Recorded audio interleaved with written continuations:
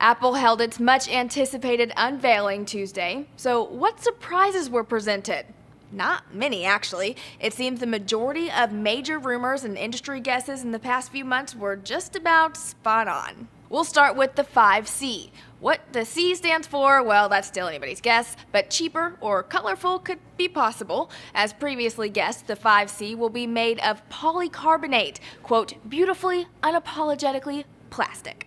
And it comes in a variety of colors, including green, gray, light blue, peach, and yellow, just as speculated. A cheaper iPhone would be great. It would allow Apple to tap into the growing middle and low-end mobile market, opening up a whole new consumer base for them and therefore making them more money.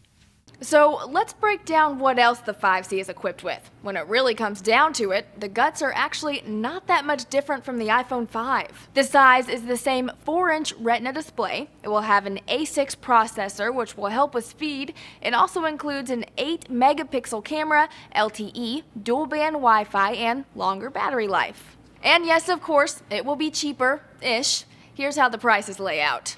For the 16 gig, it's $99, 32 gigs is about $199, and the cases, which will come in a bounty of funky colors, cost $29 each. Ultimately, the 5C will completely replace the 5, which will eventually stop being manufactured by Apple. Up next, iOS 7, which will be available for every generation down to the 4 starting September 18th. The design has been completely overhauled. Everything is cleaner and fresher looking. Now you can just swipe up and you have a whole clean panel of controls. You'll now get a preview of the app when you double tap on the home button. The camera feature on the iOS 7 is also a little different. It includes filters similar to Instagram. Also, Siri will get a new voice and brain, which means she can do a lot cooler things like send tweets.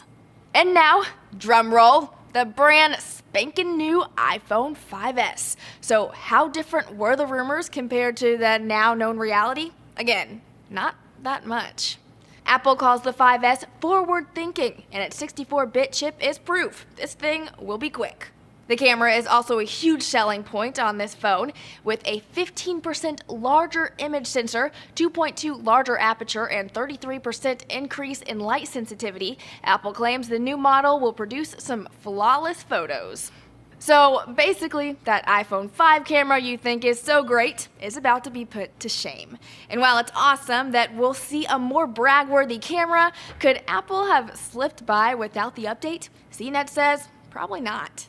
All of this is just catch up, but they have to do in order to be competitive. Yeah, it will come off as like amazing and new, but it is, a lot of this is catch up, and these are things that have made those other cameras so fun to use. Yeah. So what about that home button? It's been on the forefront of speculation over new products for months, but if you thought something extra special was coming, like a fingerprint sensor, you were so right.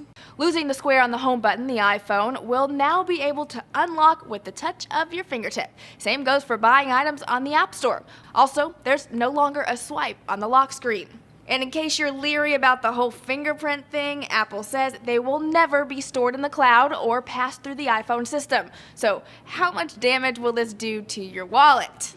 The 64GB will run you $399, while the 32 will be $299. 16 gigs is about $199, and they come in silver, gold, and space gray. The leather cases run about $39.